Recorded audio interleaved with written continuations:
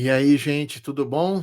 Estou aqui de volta, né? Mais umas informações novas aqui, né?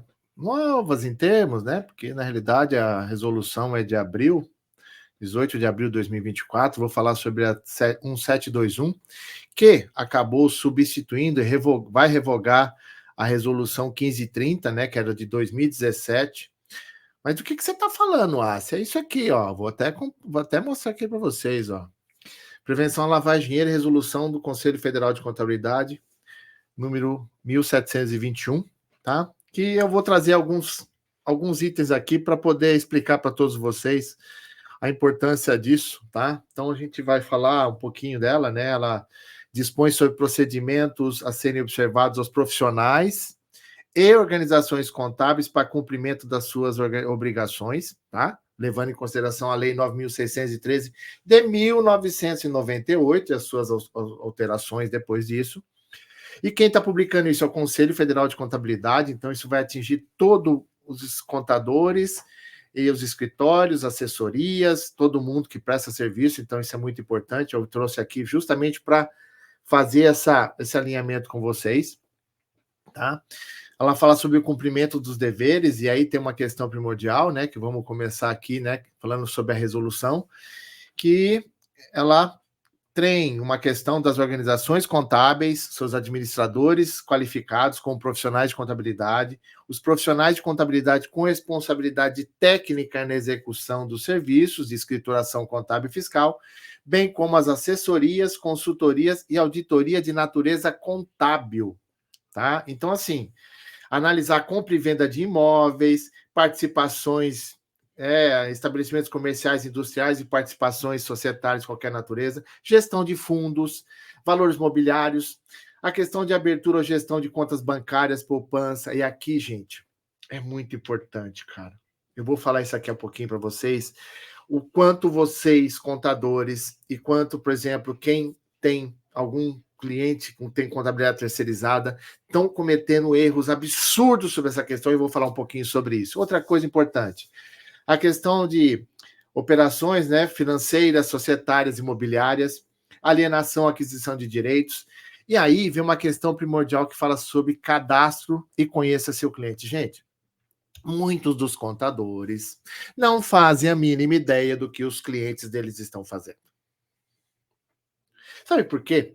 Eu tenho pego, né, em trabalhos em algumas instituições financeiras, PGDAs com zero de faturamento, com uma empresa que já existe há 10 anos, 15 anos. Faturamento zero. Holdings que são criadas em que não aparece a conta, a empresa investida, e não aparece resultado de equivalência patrimonial. Isso não existe. E vocês estão sendo vítimas de vocês mesmos. Ou vocês cobram adequadamente essa questão do compliance dentro desse processo, ter a cadastro. Então, aqui, quando a regra fala assim, olha, se você, né, cadastro dos contratantes, os profissionais que atuam de forma autônoma e organizações contábeis devem manter cadastro atualizado dos seus contratantes e das pessoas físicas autorizadas, quem são os beneficiários finais, quem são as pessoas envolvidas. Então, para ter o CPF, identificação da pessoa, a condição dela, se ela é politicamente exposta ou não, né? Endereço completo. Se pessoa jurídica, denominação social, inscrição do CNPJ normal, nome, né, das pessoas físicas envolvidas, o beneficiário final e o endereço completo. E detalhe, o registro das operações, gente. Não tem registro. E como que ele paga as contas dele se ele não tem faturamento? Como que ele tem uma maquininha de cartão instalada no estabelecimento dele, que tem venda com cartão, e não consegue comprovar o faturamento dele? Ele tem funcionário, como é que ele paga? Ele tem aluguel, como é que ele paga? Ele tem condomínio, como é que ele paga? Ele tem IPTU? Como que ele paga os impostos da empresa se ele não tem faturamento? E vocês, contadores, estão sendo vítimas de vocês mesmos. Ou a gente moraliza o processo, ou não tem condição. Ah, a carga tributária é muito grande. Eu escuto isso há muito tempo, mas se fizer a contabilidade bem feita, a gestão bem feita, vai pagar menos. Às vezes, a gente até coloca o nosso cliente para fazer por lucro presumido e ele podia fazer por lucro real, vai pagar menos imposto, e às vezes até está pagando imposto sem ter resultado. Né? Então, isso é muito questão dos registros dessas operações, e está lá, se você pegar, tem a circular 3978 do Banco Central, que determina que as instituições financeiras façam o registro de todas as transações. E tem um detalhe, eu acho que vocês esqueceram que tem um tal do e-financeira. A e-financeira, né? A e-financeira está lá e você, às vezes, não entendeu que o banco vai mandar para a pessoa física movimentações acima de R$ 2.000, o registro, e para a pessoa jurídica acima de R$ 6.000, mensalmente eu vou ter que mandar o extrato para a Receita Federal, que vai cruzar com o faturamento. E adivinha quem será o corresponsável com isso? Hã? Quem vai ser o corresponsável por não ter o faturamento não registrado adequadamente? E é você mesmo, o contador. Tá? Então, às vezes a gente começa a olhar e aí você vê, né? Puxa vida, como é difícil, né? Você falar uma abordagem baseada em riscos. Cara, mas se o contador não faz ideia nem do que o cliente dele faz, como que faz, como que ele tem ideia do risco que ele está fazendo no faturamento, como que ele paga as contas. E tem uma questão lá que a gente conhece isso há muito tempo, que é o tal da questão que pessoa física, pessoa jurídica, princípio da entidade, não se mistura, e o que mais tem é isso. Às vezes a pessoa vai abrir, o cara é um cara do agronegócio, ele está com umas fazendas, ele vai lá e não é orientado pelo contador, porque ele tem 3, 4 fazendas, cada uma com CNPJ, ele não abre uma conta corrente para cada CNPJ e começa a ser uma lambança para ele. Cara, simplifica o processo, entenda melhor o que o seu cliente faz, como que ele faz, por que ele faz. O ano passado, eu através do comitê de ASD, do Conselho Regional de Contabilidade, nós capacitamos 20 escritórios de contabilidade num programa que foi feito entre o CRC e o Sescom, e somente um desses 20 tinha um documento que ele mandava, um formulário, onde ele cobrava todas as questões de integridade do cliente dele, que se ele não fornecesse a documentação, o escritório não seria responsável pelo que ele faz. E vocês não têm isso. Vocês não, às vezes não fazem. Eu estou aqui generalizando, pelo amor de Deus, entenda o que eu estou fazendo, tá? Às vezes eu não tenho uma política, né? De um NDA, que é a questão de você fazer todo um processo de sigilo, né? Aí você às vezes tem o LGPD, você às vezes processa a folha da pessoa, às vezes você não tem um contrato com o seu cliente te protegendo com essa questão. Então, às vezes, você está totalmente inserido no teu cliente, não tem ideia do que você está fazendo para ele, o seu cadastro não está adequado, quem são as pessoas com que fazem. Às vezes, aquele meio salário mínimo que você recebe dele não é o suficiente para você fazer o trabalho, e detalhe, às vezes, vai te causar mais problema do que você imagina. E aí? Quando a gente fala de prevenção à lavagem de dinheiro, a gente fala sobre a questão da proteção do nosso negócio, sabe? Então, às vezes, o nosso maior problema não é a questão da possibilidade de lavar dinheiro, é a utilização da nossa empresa para fazer operações ilícitas que, às vezes, não deveriam estar ali. Então, você começa a pensar, as comunicações, olha só, você tem que ter todo um processo de análise do que comunicar para o COAF. E aí? Como que você faz? Por exemplo, eu estou abrindo uma operação do cliente que não consegue comprovar para mim o faturamento. Desculpa, contador, se você não consegue comprovar o faturamento do teu cliente, alguma coisa está errada. Da onde vem a renda que ele te paga? Então, é muito difícil você fazer isso. Então, você pensa assim, ó, vamos pegar aqui o parágrafo único das comunicações do COAF. Na caso da organização contábil, a comunicação pode ser feita conforme seus procedimentos internos e sua estrutura de governança. Você implementou controles internos de compliance adequado para ter todas essas questões? Você tem cadastro e vamos lá, perdão. Você tem aqui o cadastro e conheça seu cliente, você tem o registro das operações, você tem o controle dos faturamentos. Você às vezes não tem isso. E detalhe, ele vai lá, abre uma conta corrente, começa a fazer a movimentação e adivinha quem é o contador dele? Você que está me assistindo agora. Ou passa isso para o seu colega que é contador, que não entendeu ainda, né? Como dizia o meu contador, né? Meu finado contador, Luiz, você é o pior cliente que eu tenho, Assi, porque você entende contabilidade e você me cobra umas coisas aqui que eu não sabia, agora eu começo a cobrar dos meus clientes também. E é essa a questão primordial. Porque não é só comunicar, porque quando você comunica, aí você vai ter que comprovar que você fez a sua parte, você tem procedimentos, você implementou controles internos de compliance. Então aqui vou dar uma dica para vocês. A FECONTESC, né? A Federação de Contabilidade de Santa Catarina, tem um treinamento nosso que vai acontecer agora em setembro, tá? Falando justamente sobre compliance e prevenção à lavagem de dinheiro. Aí vai ser um treinamento online. Então você não precisa ser você de Santa Catarina, você pode ser de Natal, de Manaus, você não precisa estar lá em Floripa, você pode estar em Maringá, você pode estar em Marília, você pode estar em Lucas do Rio Verde, você pode estar em Ji-Paraná, Tocantins, Palmas no Tocantins, Goiás, Goiânia, Brasília, BH, Alfenas, ok? Curitiba, Joinville, Chapecó, Porto Alegre. Eu estou só colocando as cidades com que eu já visitei. Santa Cruz do Sul, né? Cara, qualquer lugar, sabe? Então é muito importante que a gente entenda essa questão toda, porque aí você começa a olhar dentro da legislação, né? Caso não haja ocorrência durante o ano civil, você vai lá e faz a comunicação de negativo. Só que você não entende que todo o processo hoje está sendo monitorado. O COAF está monitorando junta comercial, está monitorando cartório de notas, cartório de imóveis. Aí você tem toda a questão do Banco Central, seguradoras, cartões, instituições de pagamento. Cara, um monte de instituições estão sendo monitoradas. E os cartórios de imóveis, nos últimos anos, foram os que mais fizeram comunicação de compras de imóveis, que às vezes parece um investimento, nada mais é, como já vi até matéria, os caras falaram, não é um investimento, é lavar dinheiro. E às vezes você está inserido nisso e não tem a mínima ideia do tamanho do problema que você está causando, né? Então, tem uma questão primordial aqui, ó. O cadastro de pessoas físicas ou jurídicas e o registro das transações comunicadas ao COAF deverão ser mantidos por, no mínimo, 5 anos contados da conclusão da transação. Artigo 10 da resolução.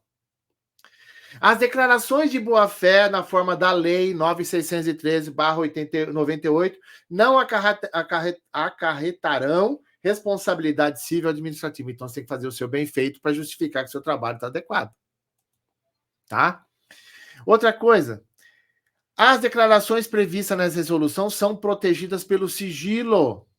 O artigo 12 diz o seguinte: os responsáveis técnicos e as organizações contábeis, bem como seus administradores qualificados como profissionais de contabilidade, que não cumprirem as obrigações dessa resolução, estão sujeitos às sanções estipuladas no artigo 27 da Lei 9295, de 27 de maio de 1946, sem prejuízo de eventuais penalidades aplicadas pela lei. Então, você pode ter multa. Só para ter uma ideia, tá? A Gainster fez operações com joias sem nota, recebidas em espécie da família Cabral, e ela teve que pagar, foi o valor de 6 milhões de reais. Ela teve que pagar uma multa de 18 milhões de reais. Tá? Só. Está preparado para isso? Para sua empresa de contabilidade, sua empresa? E desculpa, viu, gente? Aqui eu vou deixar bem claro. Se você não é político, você não tem essa blindagem, tá? Vai acontecer. Então, a minha dica para você, não deixe passar batido isso, tá? Então, essa resolução vai entrar em vigor em 2 de setembro de 2024. Tá? Então, quero deixar bem claro que essa resolução foi pela 1728, de 3 de junho de 2024, que colocou o início dela. Então, gente, entenda, né? Abordagem baseada em risco, gente, é fazer o trabalho, entender quais são os riscos do seu cliente, como que ele fatura, como que ele registra, como que ele contrata, como que ele trabalha com fornecedores, com estoque, matéria-prima. É o básico que a gente pede.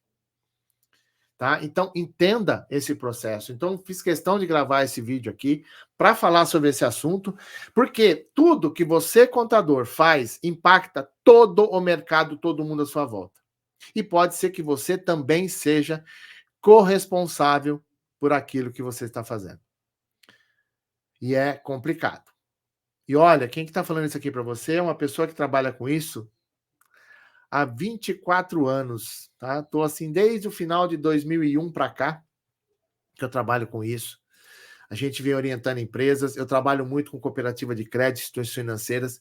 É uma bagunça as informações que chegam, os clientes chegam lá, os cooperados, os associados, que eu não tiver, eles são muito mal orientados por contadores, que às vezes não têm noção do que eles estão fazendo, de orientar o correntista a abrir uma conta corrente.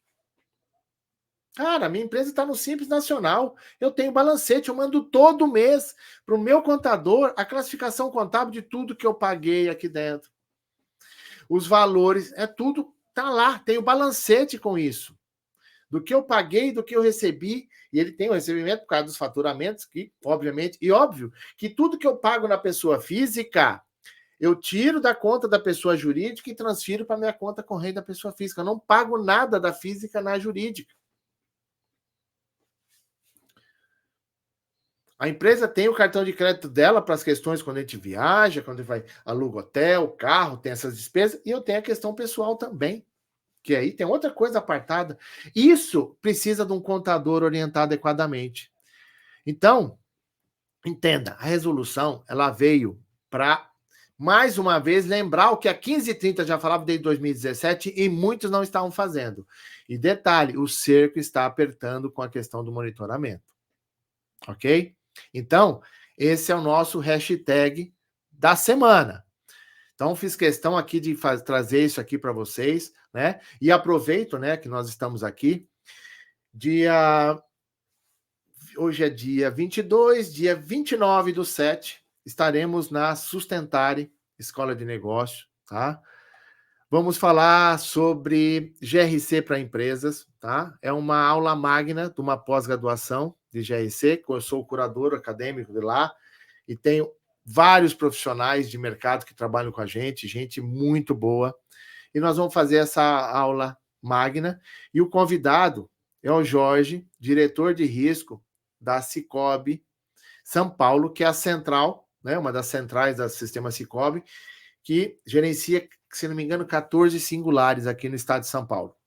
Então, ele vai participar comigo, dizendo as dificuldades, e eu vou enfatizar com ele essa questão primordial do conheça seu cliente, como é difícil a gente fazer esse trabalho adequado, porque às vezes faltam profissionais para dar esse respaldo no nosso processo, né? E, óbvio, né? Quer saber mais? Acesse o nosso site da Massi Consultoria. Você coloca lá no Google Massi Consultoria, você vai achar tudo nosso, né? O nosso blog, o nosso canal, tudo está por lá. Aproveite esse processo todo para que a gente possa interagir mais, poder fazer mais. E assim, e eu estou aqui justamente até aproveitando, né? Lógico, vou fazer que nem os youtubers fazem, gente, né? É o tal de fazer você se inscrever no nosso canal, curtir as nossas postagens, comentar as nossas postagens para criar um engajamento. Porque, assim, esse é um canal, nosso canal do YouTube, é para coisa séria, é para GRC. Lógico, de vez em quando eu falo uma bobagem aqui, mas é uma bobagem suave. Mas a questão primordial de capacitar profissionais, orientar empresas, empresários e fazer a coisa adequada. Né? Então, a gente tem trabalhado muito em instituição financeira e outras empresas. Só para ter uma noção, a Agência Nacional de Saúde publicou, o ano passado, uma resolução, se não me engano, acho que ano passado, retrasado, alguma coisa assim, uma resolução também falando sobre a questão de lavar dinheiro, porque está acontecendo fraudes, né? Muitas fraudes na questão de reembolso de plano, né? De consultas e assim por diante. Então, gente, isso pode acontecer em qualquer lugar. Então, a dica é entenda melhor o seu processo. Esse é o nosso recado, né, da semana. Estamos aqui com os novos projetos. Eu estou terminando aqui essa gravação aqui, né, desse canal. Vou começar a gravar uma aula de Conheça o Seu Cliente, que vai estar disponível em breve nos nossos canais, né? E, obviamente, que também vou gravar mais uma aula de Compliance Officer também, tal. E, assim, vamos aproveitar, gente. Canal para isso tem. Me siga aí na rede social, né? No Instagram, no LinkedIn, né? Tudo que a gente comunica por lá. Então, a gente tem também nosso canal. Então, vai acompanhando a gente e a gente vai se falando mais, tá bom? Um abraço para vocês e detalhe, não esqueça, né? O principal, vou deixar aqui na tela, né? A resolução vai entrar em vigor e você tem que estar preparado para ser cobrado. Então, essa é a nossa dica e a gente se vê por aí, tá bom?